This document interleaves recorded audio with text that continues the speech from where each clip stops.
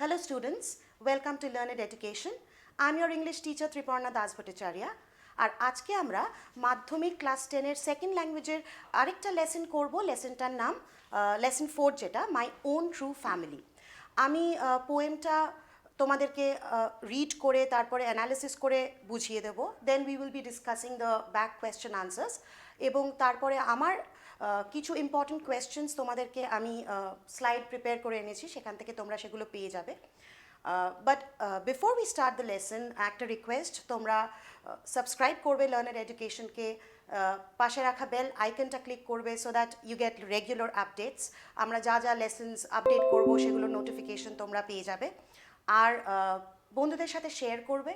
যদি কোনো সমস্যা হয়, অসুবিধা হয়, প্রশ্ন থাকে, কমেন্ট সেকশনে কমেন্ট করবে, আমরা ডেফিনেটলি তোমাদের কাছে গেট ব্যাক করব। ঠিক আছে, সো আর ডিলে না করে আমরা তাহলে শুরু করি। প্রথমে টেড হিউজের লেখা এই কবিতাটা মাই ওন ট্রু ফ্যামিলি। কবিতাটা অ্যাকচুয়ালি মানে before we start I start explaining the poem to you, আমি তোমাদেরকে এটা বলবো টেড হিউজ সম্পর্কে কিছু কথা বলবো। He was a noted English poet and he was the poet laureate of Great Britain from 1984 till the time he died. তো যতদিন মানে অতগুলো বছর, he died in the year 1998, so 1984 থেকে 1998 অবধি উনি পোয়েট লরিয়েট ছিলেন গ্রেট ব্রিটেনে। এবং ওনার অনেক ফেমাস ওয়ার্কস আছে, যেরকম অনেক ওনার কাজ আছে, যেরকম birthday letters, the hawk in the rain, tales from Ovid. তো এইগুলো হচ্ছে ওনার আলাদা অনেক ফেমাস রাইটিংস। আর এই পার্টিকুলার কবিতাটা অ্যাকচুয়ালি খুবই সিম্পল। যখন আমি পড়ার পরে তোমাদের এক্সপ্লেন করব, তোমরা বুঝতে পারবে যে কবিতাটা আপেক্ষিক অর্থে মানে অ্যাপারেন্টলি সেরকম খুব একটা কঠিন তোমাদের কাছে আশা করি লাগবে না। কিন্তু আমার মতে, যেহেতু তোমরা ক্লাস 10-এ পড়ো, তোমাদের এখন একটা মেন্টাল ডেভেলপমেন্ট হচ্ছে, কবি যে ভেতরের একটা ইনার মিনিং বা একটা ডিপার মিনিং আছে এই কবিতাটার অ্যাপারেন্ট জায়গাটা থেকে বেরিয়ে, সেইটা একটু তোমরা বুঝলে ভালো হয়। অবশ্যই সেটা নম্বরের জন্য খুব একটা ইম্পর্ট্যান্ট হবে না, মার্কসের জন্য খুব একটা ইম্পর্ট্যান্ট হবে না, সেটা মানে একটা মানে অ্যাপারেন্ট একটা আন্ডারস্ট্যান্ডিং হলেই তোমাদের কাছে it will be quite clear and you will be able to score good marks এই কবিতাটার থেকে। কিন্তু ভেতরের মানেটাও একটু বুঝে রাখলে তোমাদেরই আশা করি ভালো হবে। ওকে, পোয়েমটা অ্যাকচুয়ালি ডিসক্রাইব করে একটা বাচ্চার, মানে পোয়েটের অ্যাকচুয়ালি, মানে উনি নিজেকে এখানে আই বলে বলেছেন। তো সেই জন্য ওনার নিজের কথাই মনে হচ্ছে, হয়তো উনি যখন ছোট ছিলেন সেই সময় ওনার বাচ্চাটার যে এক্সপিরিয়েন্সটা, it can be considered to be a dream, একটা স্বপ্নের experience, but it was quite magical. And মানে একটা এনভায়রনমেন্টের সাথে আমাদের যেই সম্পর্কটা হওয়া উচিত, the positive relationship that we should share with our nature, with our environment. This is what the poem deals about, it talks about. And it actually focuses strongly on the need to protect our natural environment because amader jonnoi seta beneficial. It is like for the benefit and the welfare of mankind. Acha.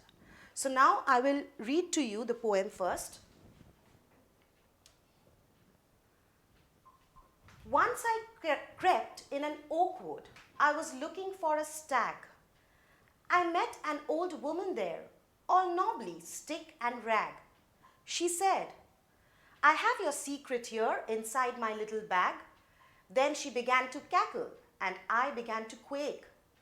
She opened up her little bag, and I came twice awake, surrounded by a staring tribe and me tied to a stake. They said, we are the oak trees and your own true family. We are chopped down, we are torn up.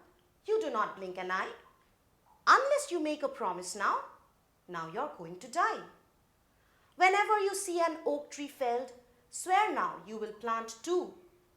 Unless you swear, the black oak bark will wrinkle over you and root you among the oaks where you were born but never grew. This was my dream beneath the boughs, the dream that altered me when I came out of the oak wood back to human company. My walk was the walk of a human child, but my heart was a tree. I was looking for, I met an, sorry, এখানে কিছু একটা ভুল এখানে হয়ে গেছে, so but my heart was a tree. এটাই হচ্ছে last লাইনটা, এখানে কিছু ওভারল্যাপিংস হয়েছে। তো this is the poem as I have read it out to you. এখানে দেখো, যদি সিম্পলিভাবে দেখো, পোয়েট নিজের সম্পর্কে বলছেন that once he crept in an oak wood. I was looking for a stag. আচ্ছা, ওয়ার্ড মিনিংসে চলে যাই। স্ট্যাগ হচ্ছে ইজ এ মেল ডিয়ার। তো ওয়ান্স উনি একবার crept in an Oakwood. Oakwood হচ্ছে একটা ফরেস্ট, ধরো যেখানে ওক ট্রিজ আছে, সেইটাকে এখানে ওকউড বলা হচ্ছে। পোয়েট একবার সেখানে crept, he didn't walk into the oakwood, he crept into the oakwood. তার মানে he was walking aimlessly, he was roaming about aimlessly, he did not have much work in hand, হাতে বেশি কাজ ছিল না। সো সে বেশ একটা ল্যাভিশ ওয়াক করতে করতে সে ওকউডে এন্টার করে। And he was looking for a stag, he was looking for a male deer. মানে এখানে আবার একটা নেচারের সম্পর্ক চলে আসছে, যে maybe he was looking for an animal, যে তার এনভায়রনমেন্ট, প্রপার এনভায়রনমেন্ট না পেয়ে সে হয়তো সেখান থেকে চলে গেছে, তার সারাউন্ডিংসটা, তাকে হ্যাবিটাটটা তার পক্ষে সুটেবল হয়নি। তো যার ফলে the poet was looking for a stag, which earlier was a very normal phenomenon. মানে মেল ডিয়ারদের হয়তো আশেপাশে পাওয়া যেত, দেখা যেত, সেটা এখন আর সম্ভব হচ্ছে না, তাই উনি খুঁজছেন। এইটা বোঝানোর চেষ্টা করছে, the inner meaning, the deeper meaning. I met an old woman there, all nobly stick and rag. Second লাইনটা দেখো, I met an old woman, literal sense দেখলে ঠিক আছে, একজন হয়তো অনেক বয়স্ক মহিলার সাথে দেখা হয়েছে। তো সেই মহিলার চেহারাটা দেখতে গেলে it's like nobly, stick and rag, মানে she is very unsteady. Old women, বয়স্ক মহিলা, তার বয়স হয়ে গেছে, তো তার মধ্যে একটা ইমব্যালেন্স, একটা আনস্টেডিনেস তো আছেই। সেই অর্থে উনি খুব রোগা, স্টিকের মতো, জামা কাপড় ছেঁড়া। কিন্তু আমরা যদি একটু ভেতরে যাই, আমরা এখানে বুঝতে পারবো এই ওল্ড উমেনকে কিন্তু পোয়েট নেচারের সাথে তুলনা করেছেন, মেটাফরিক্যালি। কারণ উনি বলার চেষ্টা করছেন যে আমরা নেচারটাকে এমন করে হ্যান্ডেল করেছি, হয়তো যার ফলে সেই জন্য তার চেহারাটা এরকম আনস্টেডি, তার মুভমেন্টের মধ্যে একটা ইনস্টেবিলিটি, একটা মানে আনস্টেবল ব্যাপার স্যাপার, সে তার চেহারা খারাপ হয়ে গেছে, she is sticky. So this is the way we have handled nature, for which there has been such a transformation, যেখানে একটা সুন্দর নেচারকে আমরা উপলব্ধি করতে পারতাম যদি আমরা এটাকে মিসহ্যান্ডেল না করতাম, ম্যানহ্যান্ডেল না করতাম। সেই হিসেবে না পেয়ে আমরা কিন্তু একটা খুব খারাপ চেহারার একজনের সাথে আমরা ফেস টু ফেস হলাম, মানে he came face to face. উনি নিজেকে দিয়ে এখানে বিচার করছেন। She said, I have your secret here inside my little bag. So নেচারও কিন্তু আমাদের উপরে রেগে গেছে। আমরা যেভাবে নেচারকে মিসইউজ করেছি, যার ফলে নেচারও কিন্তু আমাদের উপর রেগে গেছেন। এবার নেচারকে আমরা যদি ওল্ড উমেনের সাথে রিলেট করি, তাহলে এইভাবে বলা হচ্ছে দ্যাট শি ইজ থ্রেটনিং, মানে as if she is giving a warning, যে আমার কিন্তু ব্যাগের মধ্যে, মানে আমার ভেতরে তোমার সমস্ত সিক্রেট, আমার লিটল ব্যাগের মধ্যে তোমার সমস্ত সিক্রেট কিন্তু লুকিয়ে আছে। Then she began to cackle and I began to quake. মানে এইটা বলার সাথে সাথে সে বেশ একটা অদ্ভুত, মানে কর্কশ স্বরে সে হাসতে শুরু করে। নবলি মানে আনস্টেডি, যেটা আগেই আমি বলে দিয়েছি। Cackle is to laugh with a broken sound similar to a hen's cry. Okay, মানে একটা কর্কশ স্বরে সেরকমভাবে সে একটা হা হা করে হাসতে শুরু করেছে। And I began to quake, I began to quake মানে এই হাসিটা শুনে poet was really terrified and he started trembling or shivering or shaking in fear. তো সেইটা পোয়েটের হয়েছে, মানে ওই ওয়ার্নিংটা শুনে কিছু একটা ভয় সে পেয়েছে, তাকে ভয় দেখানো হচ্ছে এবং সেটা ডেলিবারেটলি করা হচ্ছে, ইচ্ছাকৃতভাবে করা হচ্ছে। She opened up her little bag and I came twice awake. So বলার সঙ্গে সঙ্গে সে তার ব্যাগটা খুলেছে।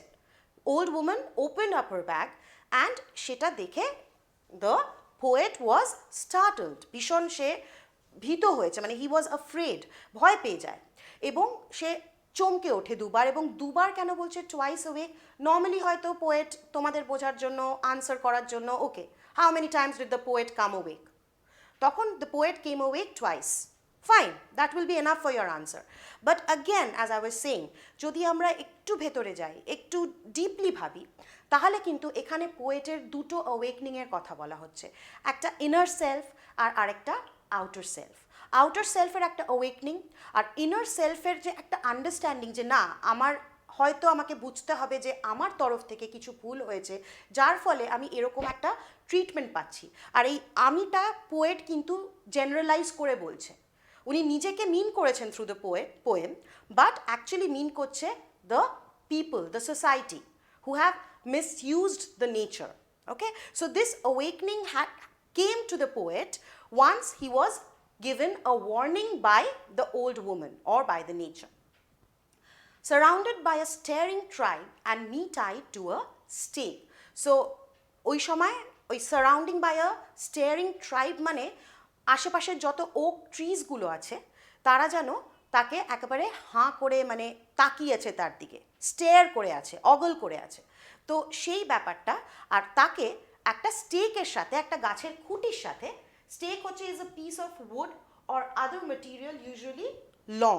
সো যেগুলো গাছের খুঁটি থাকে, যেখানে অনেক সময় আমাদের গৃহপালিত পশু, ডোমেস্টিক অ্যানিমালসদের ভিলেজেসে মানে গ্রামের দিকে আমরা এটা বেশি অবজার্ভ করি, নোটিস করি যে তাদেরকে বেঁধে রাখা হয়, ঠিক সেইভাবে যেন পোয়েটকে ওই গাছ এবং নেচার যেন স্টেকের সাথে, গাছের গুড়ির সাথে বেঁধে রেখেছে। They said, we are the oak trees and your own true family. So তারা বলল যে আমরা হচ্ছি ওক ট্রিজ, মানে আমরা হচ্ছি সেই গাছ এবং তোমার কিন্তু আমরাই আসল ফ্যামিলি, আমরাই তোমার পরিবার। তো এইটা বলতে কি মিন করেছে যে গাছ ছাড়া, মানুষ ছাড়া, মানে গাছ ছাড়া তো মানুষ বাঁচতে পারবে না, কোথা থেকে লাইফ সাপোর্টিং গ্যাস পাবে, অক্সিজেন। তো সেই যে এই জিনিসটাকে তো আমাদের মানতে হবে, মেনে নিতে হবে, আমাদেরকে সেই অ্যাকনলেজ করতে হবে যে নেচার আমাদেরকে কি দিচ্ছে, কি প্রোভাইড করছে। তো তার জন্য আমাদেরকে we have to be a part of a family, the same family, the trees and the human beings. নাহলে তো সামঞ্জস্য থাকবে না, there will be an imbalance.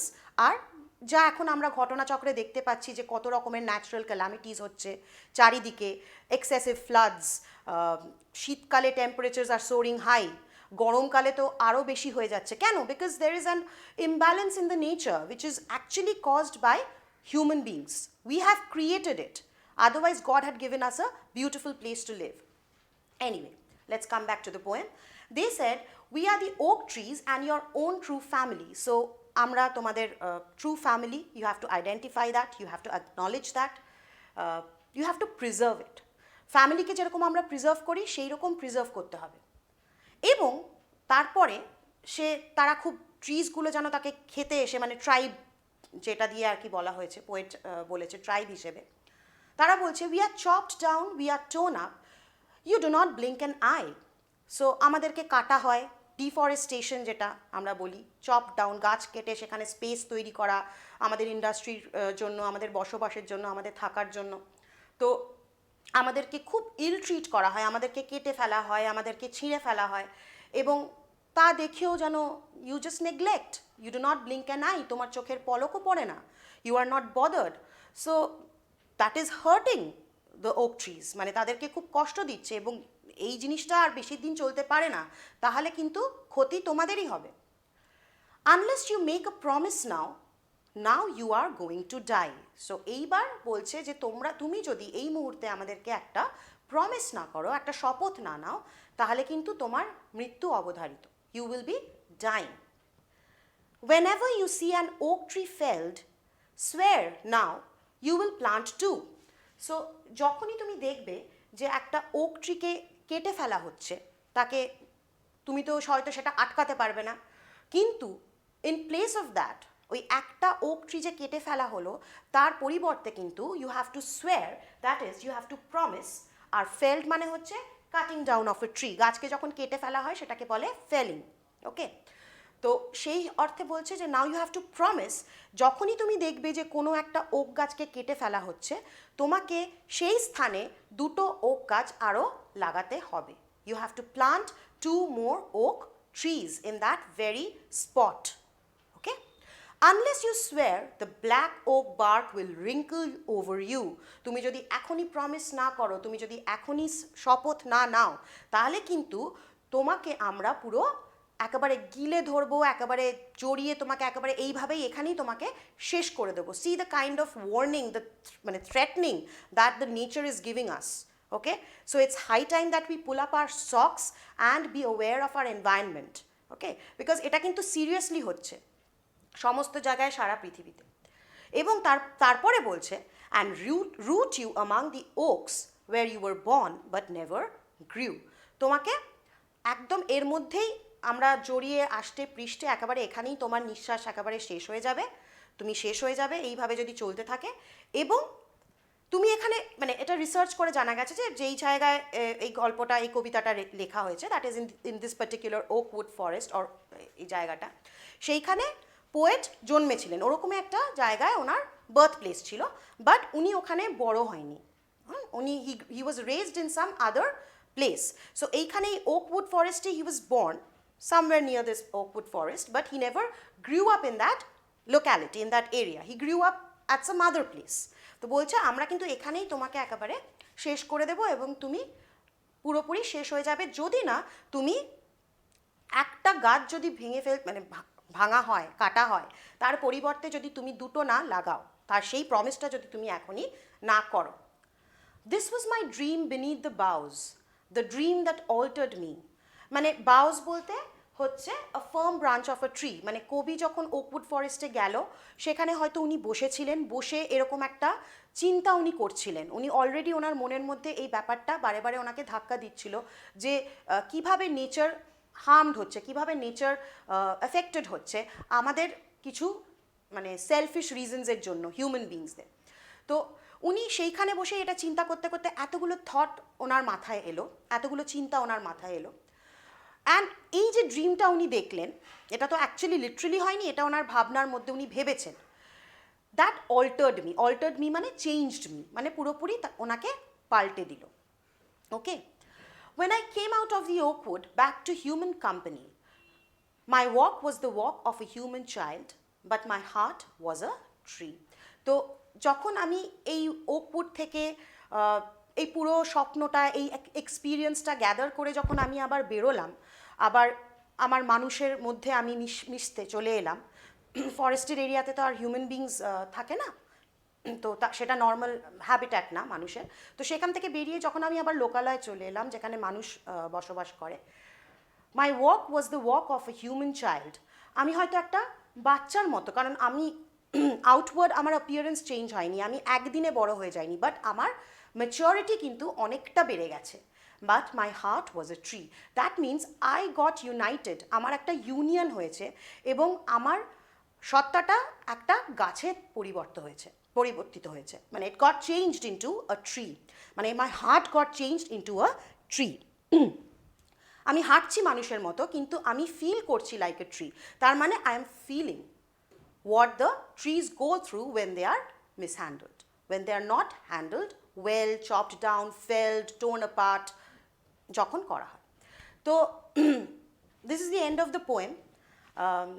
Comprehension এক্সারসাইজের আনসারগুলো আমি তোমাদের বলে দেবো। আশা করি the explanation has been very helpful and useful to you. So অসুবিধা হলে বারবার ফিরে আসবে, ভিডিওটা বারবার দেখবে এবং আশা করি তোমাদের এরপরে এই কবিতাটা নিয়ে আর কোনো সমস্যা হবে না। ওকে, সো কম্প্রিহেনশন এক্সারসাইজের যেটা ফার্স্ট কোয়েশ্চেন আছে, choose the correct alternative to complete the following sentences. এইখানে 1A আনসারটা হবে নাম্বার 3। 1A কোয়েশ্চেন কি? Creeping in an Oakwood the poet was looking for a. What was the poet looking for? The poet was looking for a stag. So you write the question number, you write the answer number, যেটা Roman number করা আছে সেটা করে তারপরে আনসারটা লেখো, just numbering করে ছেড়ে দিও না। আমি এটা এক্সাম ওরিয়েন্টেড একটা টিপস দিচ্ছি, একটা গাইডেন্স তোমাদের দিয়ে দিচ্ছি, গাইডলাইন, যে ফুল আনসারটা লেখো। তাহলে জাস্ট নাম্বারিং করে ছেড়ে দিলে হয়তো সেরকম মার্কস নাও পেতে পারো। So give the right answer, full answer. এবার 1Bর আনসার হবে, whenever an oak tree is felled, the number of trees the poet must plant is 2 কবিতাটায় দেখেছি সো আনসার উইল বি 1 2 মানে 1 এর আনসার হবে 2 ওকে 1B1 ফুল লিখলে সেটার আনসার যে 2 অপশনসেই দেয়া থাকবে সেই ওয়ার্ডটাও লিখে দিতে হবে When the poet came out of the oak wood, his heart was that of a tree. Okay? 1C, number 2, answer 3. I'm sorry, answer 2 এর answer হচ্ছে 3. Okay. Next question হচ্ছে state whether the following statements are true or false. Provide sentences or phrases or words in support of your answer. 2A এর ফার্স্টটা কি দিয়েছে? The old woman held the poet's secrets in her little bag. So the answer is true and just true লিখে দিলে তো হবে না you have to give a supporting statement যার জন্য reading thoroughly is very important পারলে কবিতাটা মুখস্থ করে নাও prose মুখস্থ করা সম্ভব হয় না but then I keep on saying that reading and understanding is of extreme importance as far as getting a good marks is concerned তো এইখানে তুমি কি supporting statement দেবে এই particular statementটা হবে I have your secret here inside my little bag. So directly from the poem you have to quote the line as the old woman had said. So first you say whether the statement is true or false and then you give a supporting statement to give the finality of your answer. Next 2B, the tree tribe said that the poet is bothered to see the chopping down of oak trees. Answer will be false. And the supporting statement that you have to give we are chopped down we are torn up you do not blink an eye so actually the poet was never bothered when he saw trees being chopped down or felled around him so that's why this particular statement is false and false এর জন্য তুমি provide করবে the supporting statement from the text next 2C the poet never came out of the oak wood this is again is a false statement because in the second last line probably we see that when I came out of the oak wood back to human company. So that is what he's saying that he had actually come out of the oak wood. He was not staying in the oak wood forever because the whole thing was an experience that the poet had in his dreams. He was actually thinking, not exactly that he was sleeping and thinking, but ওনার ভাবনাটাই বসে বসে ওটাই ছিল Next question answer আছে কিছু answer the following questions question number 3A when did the poet come twice awake the poet came twice awake when the old woman opened up her little bag very simple 1 mark questions directly বুঝে নেওয়ার কোথা থেকে আসছে কি আসছে সব পড়ে রাখা মনে রাখা what would happen to the poet next question what would happen to the poet if he failed to make the promise If the poet failed to make the promise, he would die. Okay? And the last question is, what was it that altered the poet? The dream that the poet had beneath the boughs altered him. So, এইগুলো হচ্ছে answer মনে রাখতে যদি না পারো ভিডিওটা তো থাকছেই আমাদের চ্যানেলে সো এসে আনসারগুলো তোমরা সবসময় রেফার করতে পারো বা পরে নোট ডাউন করে নিতে পারো কোথাও লিখে নিতে পারো আচ্ছা এরপরে আমি তোমাদের জন্য কিছু আমার চয়েসের টিচার্স চয়েসের কিছু কোয়েশ্চেন্স নিয়ে এসেছি তো সেইগুলো apart from what we have discussed from the comprehension exercises এগুলো হয়তো তোমাদের জন্য একটু বেনিফিশিয়াল হবে হেল্পফুল হবে so first question describe the old woman whom the poet meets in his dream so এখানে ড্রিম বলতে হয়তো আসতে পারে whom the poet met in the forest এরকমও আসতে পারে ওকউড ফরেস্ট তো সেইখানে তুমি কি বলবে The old woman was all nobly stick and rag. The old woman was whom the poet met in his dreams or in the oakwood forest was all nobly stick and rag. You can take the words directly from the book or you can also say that she was an unsteady woman, she was wearing torn clothes, something like that. But if you give directly from the book, even that will fetch you good marks. Okay, next question. To what was the poet tied up? The poet was tied up to a stake. Okay. Third question. What did the tribe tell the poet and what promise did he have to make? Okay. The tribe that surrounded the poet told him that they were the oak trees and were his own true family. They also said that they were chopped down, torn up, but the poet was not at all bothered about it. So the poet had to make a promise that unless whenever he sees one oak tree being felled, if he doesn't plant two in its place, then they will wrinkle him over, root him among the oaks, and he would be killed at that spot itself. তো এই পুরো ব্যাপারটা এই ফুল আনসারটার মধ্যে ঢুকবে। এটা একটু বড়, of course a little descriptive, and of course what is the message of the poem? এইটা is very important since একটা পোয়েম থেকে, এই পার্টিকুলার পোয়েমটা থেকে আমরা কিন্তু একটা বিশাল মেসেজ পাই, যেটা আমি প্রথমেই তোমাদের বলেছি যে how we should deal or live happily congenially with our environment, মানে তাদেরকে মিসইউজ না করে, মিসহ্যান্ডেল না করে যেভাবে থাকতে হবে সেটাই কিন্তু পোয়েট এই পোয়েমের থ্রু দিয়ে আমাদের বোঝাতে চেয়েছে। That we should thrive along with the trees, human beings and trees should thrive as a single unit, as a family, and we should focus on the need to protect our natural environment, since that will be for our own welfare, okay, that will be beneficial for us. So this is all we had to tell you about the poem My Own True Family by Ted Hughes. Asha kori, again I would remind you to subscribe to our channel and press the bell icon so that you get regular updates, and do share the video with your friends and ask them to subscribe as well. Thank you so much.